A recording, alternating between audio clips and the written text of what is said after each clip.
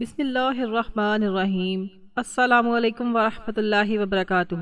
معزز ناظرین و سامعین، عورت کے لیے اعتکاف کرنے کا کیا شرعی طریقہ ہے اور اس کی نیت کیسے کریں گی؟ نیز ایک پاک باز عورت کون سی جگہ پر اعتکاف کرے اور اس پردہ نشین عورت کے لیے اعتکاف کی حالت میں کون سے کام کرنا شرعاً جائز ہے؟ یہ ایک اہم ترین مسئلہ ہے کہ کیا عورت اعتکاف کی حالت میں گھر کے کام کاج کر سکتی ہے یا نہیں، اور اسی طرح کیا وہ پارسا عورت اعتکاف کی حالت میں کھانا وغیرہ بنا سکتی ہے یا نہیں۔ مزید یہ کہ عورت اعتکاف کی حالت میں اپنے مجازی خدا یعنی شوہر سے بات چیت کر سکتی ہے یا نہیں، اور کیا معتکف عورت اعتکاف کی حالت میں بیڈ یا چارپائی پر سو سکتی ہے یا نہیں۔ نیز وہ مومنہ عورت اعتکاف کی حالت میں کون سی عبادت اور کون سے مسنون اعمال کرے، اور وہ خطرناک صورتیں کن چیزوں کے کرنے سے اعتکاف ٹوٹ جاتا ہے۔ یہ وہ تمام باریک اور اہم باتیں ہیں جو آج کی اسی ایک ہی جامعہ ویڈیو میں اپنی تمام ایمانی و اسلامی بہنوں کے ساتھ شیئر کرنے اور تفصیل سے بیان کرنے جا رہی ہوں۔ مجھے قوی امید ہے کہ اگر آپ یہ سبق آموز ویڈیو کو مکمل دیکھ لیتی ہیں تو آپ کو بے پناہ علمی فائدہ حاصل ہوگا، اور فقہ کے بہت سارے پیچیدہ مسائل آپ کو اسی ایک ہی ویڈیو سے سیکھنے کو ملیں گے۔ اس لیے اگر آپ اس مبارک رمضان اعتکاف کا پختہ ارادہ رکھتی ہیں تو آپ یہ ویڈیو اول تا آخر مکمل دیکھیں۔ انشاءاللہ عز و جل یہ ویڈیو آپ کے لیے زاد راہ اور بہت زیادہ مددگار ثابت ہوگی۔ سب سے پہلی بنیادی بات کہ اعتکاف کی فضیلت کیا ہے، تو دیکھیں کہ کتب احادیث میں اس کی عظمت و فضیلت کے حوالے سے کئی ایک مستند احادیث موجود ہیں۔ میں ان میں سے ایک لؤلؤ و مرجان جیسی حدیث پاک کا مفہوم آپ لوگوں کے سامنے پیش کروں گی کہ نبی رحمت شفیع امت صلی اللہ علیہ وآلہ وسلم نے ارشاد فرمایا کہ جس سعادت مند نے رمضان کے آخری عشرہ میں سنت اعتکاف کیا، اسے اللہ کی جانب سے 2 مقبول حج اور 2 عمرے کا عظیم الشان ثواب عطا کیا جاتا ہے۔ یعنی جو خوش نصیب رمضان کے آخری عشرہ میں سنت اعتکاف کرے، اللہ رب العالمین اسے 2 مقبول حج اور 2 عمروں کے برابر اجر و ثواب عطا فرماتا ہے۔ اب سب سے پہلا فقہی سوال یہ ہے کہ اعتکاف کریں کیسے، اور ہماری مائیں بہنیں یعنی عورتیں کون سی مخصوص جگہ پر اعتکاف کریں، اور اس کی شرعی نیت کیسے کریں۔ اس کا مکمل کیا طریقہ ہے، تو دیکھیں اگر کوئی بھی پاک دل اسلامی بہن اعتکاف کا ارادہ رکھتی ہے تو اسے چاہیے کہ وہ 20ویں روزے میں غروب آفتاب سے پہلے یعنی 20ویں روزے کی افطاری سے کچھ وقت پہلے ہی اعتکاف کی نیت سے اپنے گھر کی بیت مسجد میں داخل ہو جائے۔ یہاں یہ جاننا ضروری ہے کہ بیت مسجد اس جگہ کو کہا جاتا ہے جو اس نے اپنے گھر میں نماز اور تسبیح و عبادت کے لیے پہلے سے خاص کر رکھی تھی، یعنی جہاں پر وہ روزانہ نماز وغیرہ ادا کرتی ہے۔ لیکن اگر کسی مخلص اسلامی بہن نے پہلے سے کوئی ایک جگہ خاص نہیں کر رکھی ہے، اور وہ کبھی کسی روم میں پڑھ لیتی تھی اور کبھی کسی اور روم میں پڑھ لیتی تھی، تو اب وہ اعتکاف کے لیے ایک مخصوص جگہ خاص کر لے کہ آج سے یہ مقام میری بیت مسجد ہے، یعنی میرے گھر کی مسجد ہے، اور میں یہیں پر تمام نماز اور زہد و عبادت وغیرہ کروں گی، تو شرعاً وہ اس کی بیت مسجد ہو جائے گی، اور 20ویں روزے افطاری کے لمحات سے پہلے اعتکاف کی نیت سے وہاں تشریف فرما ہو جائے۔ اب نیت کیا ہے تو واضح رہے کہ نیت اصل میں دل کے پختہ ارادے کا نام ہے، لہٰذا بس اتنا ارادہ کر لے کہ میں اللہ کی رضا کے لیے سنت اعتکاف کر رہی ہوں، بس اتنا ارادہ ہی کافی ہے۔ یا پھر زبان سے نویت سنت الاعتکاف کے کلمات کہہ لے۔ نیت کرنے کے بعد وہ غروب آفتاب سے پہلے اپنی جگہ سنبھال لے، کیونکہ ایسا ہرگز نہیں ہے کہ افطاری کر کے پھر آرام سے اس میں جا کر بیٹھے۔ اگر کسی نے ایسا کیا تو پھر سنت اعتکاف صحیح نہیں ہوگا، بلکہ غروب آفتاب سے پہلے وہ اعتکاف کی نیت کر کے بیت مسجد میں داخل ہو جائے، اور یاد رہے کہ افطاری وہیں پر بیٹھ کر کرے گی۔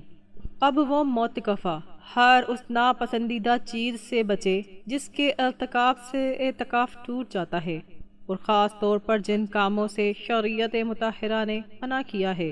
ان تمام چیزوں سے بچنا لازم ہے۔ یعنی بغیر کسی شدید شرعی عذر کے اگر وہ اپنی بیت مسجد کی حدود سے ایک لمحے کے لیے بھی باہر آئی چاہے وہ سہوا یعنی بھول کر ہی کیوں نہ ہو، اس کا اعتکاف فوراً جاتا رہے گا۔ تو اس حساس چیز کا بہت زیادہ خیال کرنا چاہیے کہ بغیر کسی حقیقی شرعی عذر کے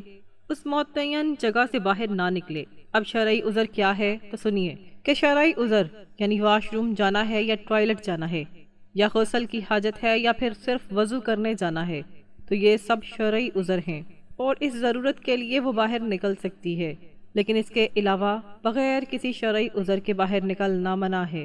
یعنی ایسا قطعاً نہیں ہے کہ وہ گھر والوں کے ساتھ محض گپ شپ یا افطاری کرنے کے لیے دوسرے گھر میں یا کچن میں جا رہی ہے یا دسترخوان پر جا رہی ہے، تو اس طرح ان کا اعتکاف جو ہے وہ ٹوٹ جائے گا۔ اچھا، یہاں پر ایک بہت اہم چیز میں اور بھی صراحت کے ساتھ بیان کر دوں کہ جو اسلامی بہنیں سنت اعتکاف کا ارادہ رکھتی ہیں، انہیں لازم ہے کہ وہ اس مبارک عشرے میں یہ اچھی طرح دیکھ لیں کہ ان کی ماہانہ ڈیٹ تو نہیں آ رہی، اور کہیں ان کے مخصوص ایام تو اس عشرے میں شروع نہیں ہو رہے ہیں، یعنی حیض اور نفاس کے دن، کیونکہ اگر ان کے یہ مخصوص ایام اسی عشرے میں شروع ہو گئے اور اعتکاف کی حالت میں حیض اور نفاس آنا شروع ہو گیا تو پھر ان کا روزہ فاسد ہو جائے گا، کیونکہ فقہ کا قاعدہ ہے کہ روزہ جو ہے یہ شرط ہے اعتکاف کے لیے، اور جب روزہ ٹوٹ گیا تو اعتکاف بھی جاتا رہے گا، یعنی اعتکاف بھی فاسد ہو جائے گا۔ اس لیے جو ہوشیار اسلامی بہنیں اعتکاف کر رہی ہیں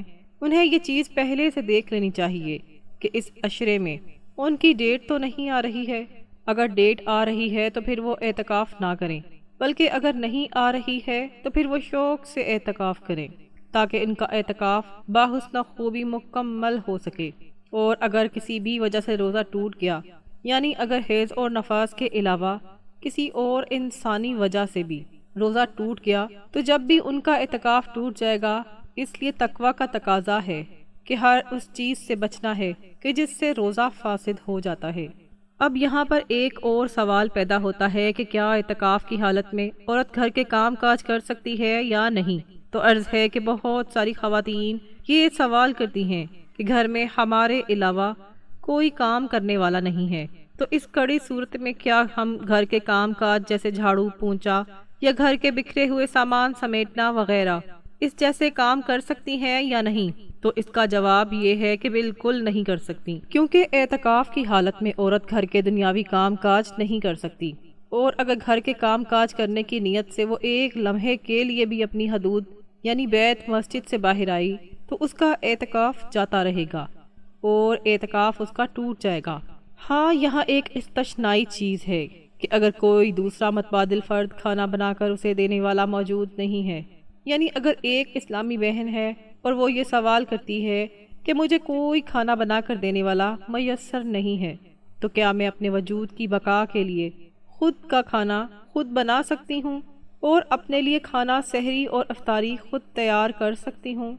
تو فقہا فرماتے ہیں کہ میں اس مخصوص صورت میں اجازت ہے، مگر پہلے تو وہ کسی کی ڈیوٹی اور ذمہ داری لگائیں کہ وہ اسے ان 10 دنوں میں کھانا وغیرہ مہیا کریں۔ لیکن اگر کوئی واقعی نہیں ہے اور کوئی سخت مجبوری ہے تو صرف اپنا کھانا بنانے کے لیے کچن میں جا سکتی ہیں، کیونکہ یہ ایک طبعی مجبوری ہے، اور چونکہ روزہ رکھنا اعتکاف کے لیے شرط ہے اور کھانے کے بغیر انسانی گزارا نہیں ہے، تو صرف اپنے لیے کھانا بنانے کے لیے وہ حدود سے باہر جا سکتی ہیں اور وہ کچن جا سکتی ہیں، مگر طریقہ یہ ہو کہ وہ اپنا کھانا بنائے اور فوراً سے کھانا لے کر اپنی بیت مسجد میں داخل ہو جائے اور وہاں پر سکون کے ساتھ جا کر وہ کھائے۔ لیکن اگر کچن میں جا کر وہاں پر کسی اور کا بھی وہ کھانا بنانا شروع کر دیتی ہے تو اس طرح اس کا اعتکاف جاتا رہے گا۔ یاد رہے کہ صرف اپنے لیے وہ کھانا وغیرہ اگر بنانا چاہتی ہے تو وہ بنا سکتی ہے، لیکن گھر کے دوسرے افراد کے لیے نہیں۔ اسی طرح ایک سماجی سوال یہ بھی پوچھا جاتا ہے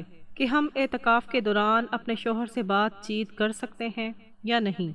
اور کیا ہمارا شوہر ہم سے اگر بات کرے تو اس سے ہمارا اعتکاف تو نہیں ٹوٹ جائے گا؟ تو اس کا جواب یہ ہے کہ جی بالکل نہیں ٹوٹے گا، کیونکہ اعتکاف کی حالت میں شوہر اپنی معتکفہ بیوی سے بات کر سکتا ہے اور بیوی بھی اپنے شوہر سے حسب ضرورت بات چیت کر سکتی ہے، چاہے وہ موبائل فون پر ہی کیوں نہ ہو۔ جس طرح بعض دور دراز کی اسلامی بہنیں بتاتی ہیں کہ میرا شوہر آؤٹ آف کنٹری یعنی بیرون ملک ہے، تو کیا میں ان سے فون پر بات چیت کر سکتی ہوں؟ تو عرض ہے کہ جی بالکل آپ بات کر سکتی ہیں، لیکن صرف ضرورت کی بات آپ کریں، کیونکہ فضول باتیں اور بے مقصد گفتگو کرنا یعنی گھنٹوں آپ فون پر لگی ہوئی ہیں، تو اس سے جو اعتکاف کی حقیقی روحانیت ہے اور اعتکاف کا جو اصل مقصد ہے وہ فوت اور ختم ہو جاتا ہے۔ اعتکاف کا اصل مقصد تو یہ ہے کہ ان قیمتی 10 دنوں میں دنیا و ما فیہا سے کٹ جانا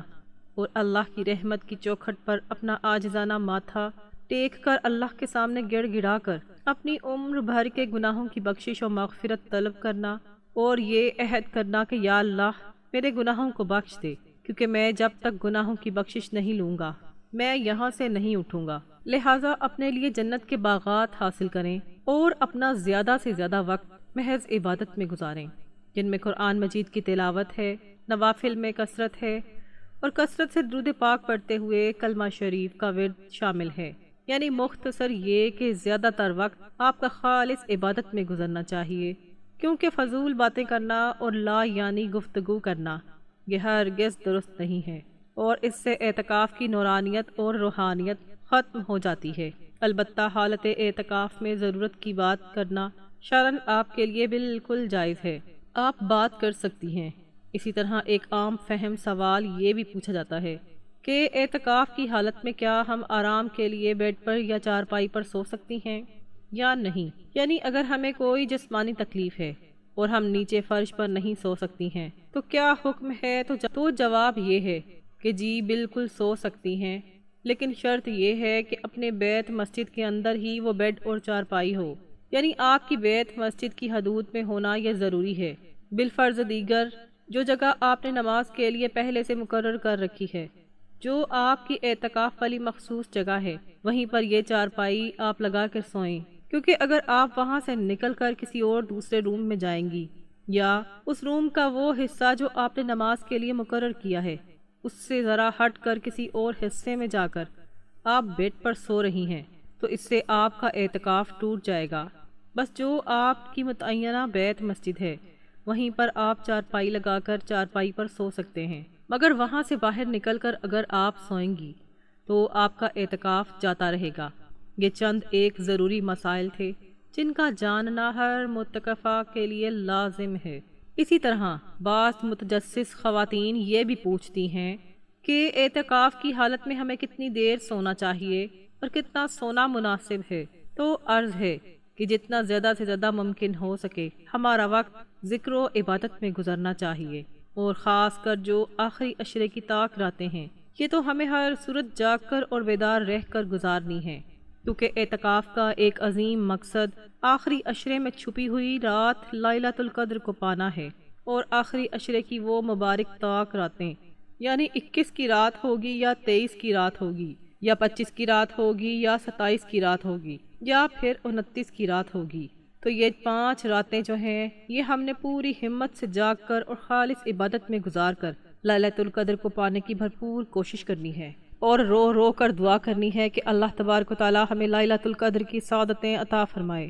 مجھے کامل امید ہے کہ آپ کو میری یہ تمام علمی باتیں اچھی طرح سمجھ آ گئی ہوں گی، اور مجھے یہ بھی امید ہے کہ اس سبق آموز ویڈیو سے آپ کو دین کے بارے میں بہت کچھ نیا سیکھنے کو ملا ہوگا۔ اگر واقعی کچھ سیکھنے کو ملے تو کامنٹ کر کے اپنی رائے سے ضرور بتائیے گا۔ ناظرین، اگر ویڈیو اچھی لگے تو اس نیک کام میں حصہ لیتے ہوئے ویڈیو کو لائک کریں اور صدقہ جاریہ سمجھ کر شیئر کریں، اور مزید ایسی ویڈیوز کے لیے چینل کو سبسکرائب کریں، اور کمنٹ باکس میں کم سے کم اللہ تعالیٰ کے 99 صفاتی ناموں میں سے ایک نام عقیدت کے ساتھ ضرور ٹائپ کریں۔ اگلی اصلاحی ویڈیو تک کے لیے اجازت دیجیے۔ اللہ حافظ۔